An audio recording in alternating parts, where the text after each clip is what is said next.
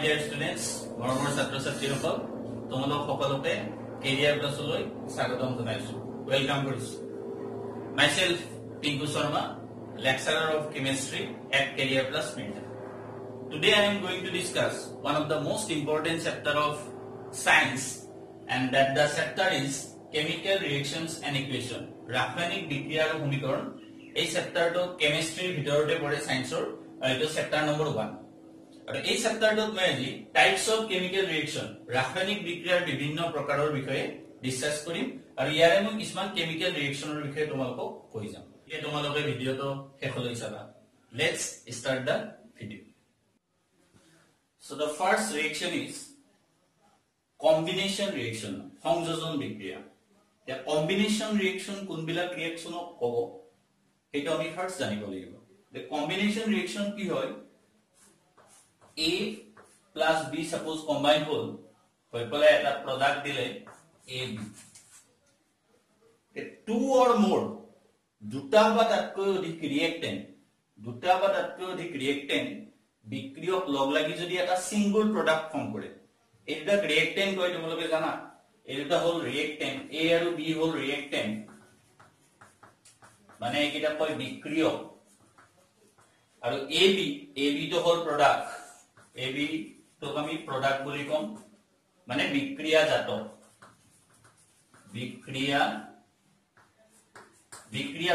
তার মানে সংযোজন বিক্রিয়া হেবিলাক বিক্রিয়াত কয় বিক্রিয়া কোৱা হয়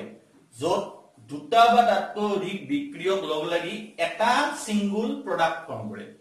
two or more reactant combine to form one single product only one বা আমি এনেকৈ ক'ব পাৰো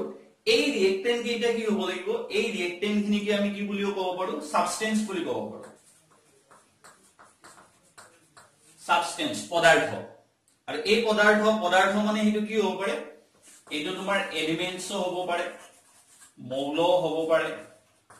বা এইটো তোমাৰ কি হ'ব পাৰে কম্পাউণ্ডস হ'ব পাৰে এইটো যৌগ হ'ব পাৰে মানে এই ডেফিনেশনটো দুই ধৰণে ক'ব পাৰি ফাৰ্স্ট পইণ্ট যদি দুটা বা তাতকৈ বেছি বিক্রিয়ক লগ লাগি এটা সিঙ্গল প্রোডাক্ট ফর্ম করে এইটো সংযোজন কব that means when two or more reactant combine to form only one single product then the reaction is called combination reaction or you can say more appropriately when two or more substances react substance means two or more elements and compounds react to form single product then the reaction is called combination reaction যেতিয়া দুটা বা তাতকৈ অধিক পদাৰ্থ লগ লাগি পদাৰ্থ মানে কি মৌল বা যৌগ লগ লাগি এটা সিঙ্গল প্ৰডাক্ট ফৰ্ম কৰিব তেনেকুৱা বিক্ৰিয়াবিলাকক কম্বিনেশন ৰিঅ্যাকশন বুলি কোৱা হয় এতিয়া আমি ইয়াৰ এক্সাম্পল চাম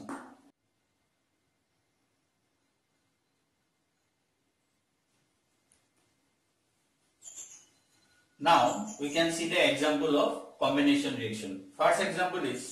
calcium oxide reacts with water to form calcium hydroxide. Calcium oxide ko quicklime boli kowa hoy soon aru calcium hydroxide ko slackline boli kowa hoy hithilito soon. Eta eitu ami kenake gom pam je eitu সংযোজন বিক্রিয়া হয় combination reaction. Te amar type to asil A plus B combine to form AB. So here hoise A mane CO, B mane water and it produce a product that is AB that is calcium hydroxide আৰু এই ৰিঅ্যাকশনটো কি হয় এই ৰিঅ্যাকশনটোত hit produce হয় যেতিয়া আমি calcium অক্সাইডত water add কৰিম এই ৰিঅ্যাকশনটোত হিট প্ৰডিউস হয় আৰু যিবিলাক ৰিঅ্যাকশনত হিট প্ৰডিউস হয় তাপ উৎপন্ন হয় সেইবিলাক বিক্ৰিয়া এক্সোথাৰ্মিক ৰিঅ্যাকশন বুলি কোৱা হয় এইবিলাক বিক্ৰিয়া তাপবৰ্জী বিক্ৰিয়া বুলি কোৱা হয় সো এই ৰিঅ্যাকশনটো এটা তাপবৰ্জী বিক্ৰিয়াৰ উদাহৰণ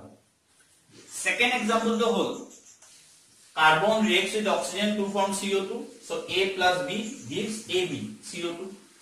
Third example is hydrogen reacts with oxygen. A means hydrogen, B means oxygen, and AB means water. So these are the example of combination reaction. Edia moi to holo koichilu je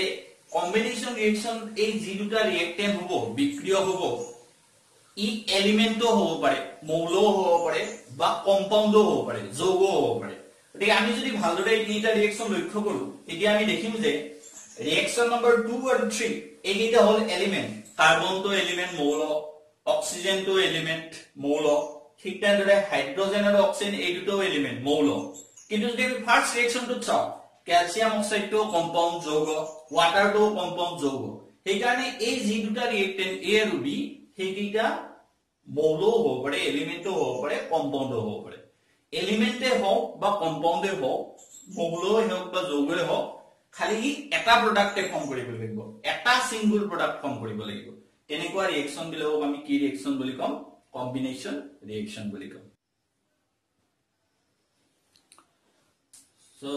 next we are going to see decomposition reaction বিযোজন বিক্রিয়া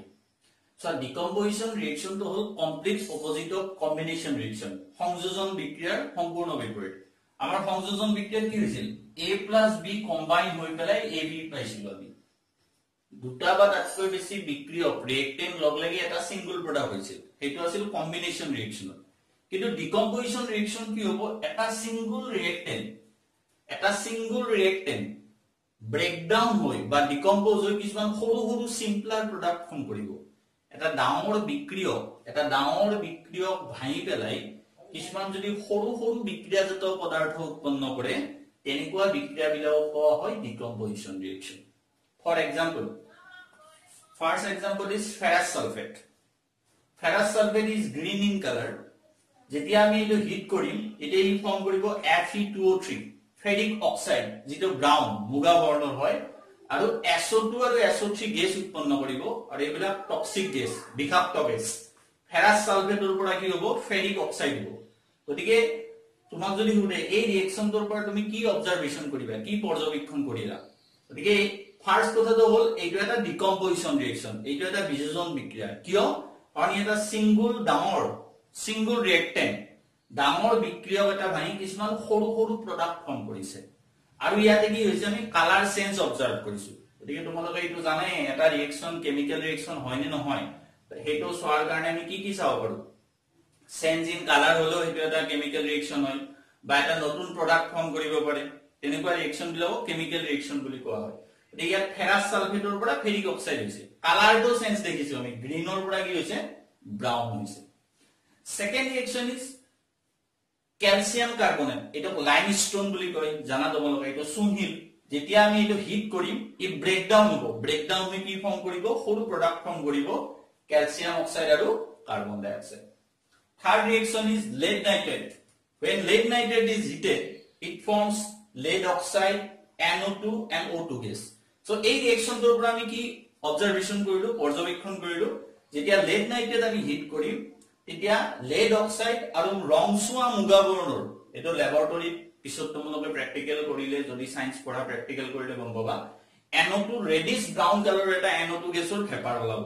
আৰু ইয়াটো এটা ৰেডিশ brown colour compound form হয় আৰু লগতে lead oxide form হয় এই ৰিঅ্যাকশনটো গতিকে এই গোটেই কিটা হ'ল ডিকম্পোজিশন ৰিঅ্যাকশন এতিয়া এই ৰিঅ্যাকশন কেইটাৰ আমি যেটো সিঙ্গল ৰিঅ্যাকটেন্ট আছে এই বিক্রিয়কটো আছে এই বিক্রিয়কটো ভাইবলৈ আমি হিট দিব লগা হৈছে তাপ দিব লগা হৈছে সেই কাৰণে এই গোটেই কেইটা ৰিঅ্যাকশন হল এন্ডোথাৰ্মিক ৰিঅ্যাকশন তাপগ্ৰাহী বিক্ৰিয়া আগতে মই কৈছিলো আগৰ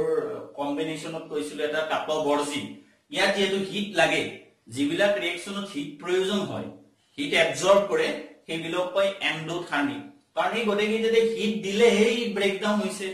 হিট দিলে এই ভাঙি গৈছে সেই কাৰণে এই ৰিঅ্যাকশন কে গোটেই কেইটা ৰিঅ্যাকশন হ'ব এন্ডোথাৰ্মিক ৰিঅ্যাকশন বুলি কম এই গোটেই কেইটা হ'ল তাপগ্ৰাহী বিক্ৰিয়া first point second point is that এই ৰিঅ্যাকশন কেইটা যেটো হিট লাগিছে এই গোটেই কেইটা ৰিঅ্যাকশনক ক'ব থাৰ্মেল ডিকম্পোজিশন ৰিঅ্যাকশন তাপীয় বিযোজন বিক্ৰিয়া বুলি কয় তাপীয় বিযোজন বিক্ৰিয়া বুলি কোৱা হ'ব কাৰণ তাপ দিলেহে ভাঙি গৈছে এই কাৰণে these reactions are also called thermal decomposition reaction তাপীয় বিযোজন বিক্রিয়া আৰু এইকেইটা এন্ডোথাৰ্মিক ৰিঅ্যাকশনৰ ভিতৰতো পৰে তাপগ্ৰাহী বিক্ৰিয়া কেতিয়াবা যদি উদে give one example of endothermic reaction এইকেইটাৰ এটা দিব পৰা আৰু এইকেইটাৰ যেটো হিট দিলেহে ভাঙি গৈছে they are also called thermal decomposition reaction সেই কাৰণে ইহতক তাপীয় বিযোজন বিক্ৰিয়া বুলিও কোৱা হয় next another example of decomposition reaction is this when silver chloride another example of decomposition reaction is this silver chloride decompose in presence of sunlight. সূৰ্যৰ পোহৰৰ উপস্থিতিত silver chloride টো ভাঙি যায় গৈ পেলাই কি ফৰ্ম কৰে silver solid plus chlorine gas আৰু silver chloride ৰ original color টো white silvery white color হয় আৰু যেতিয়া আমি সূৰ্যৰ পোহৰত ইয়াক দিও in presence of sunlight year color to change হয় গ্ৰে কালাৰৰ হয় ই মাটিয়া বৰণৰ হয়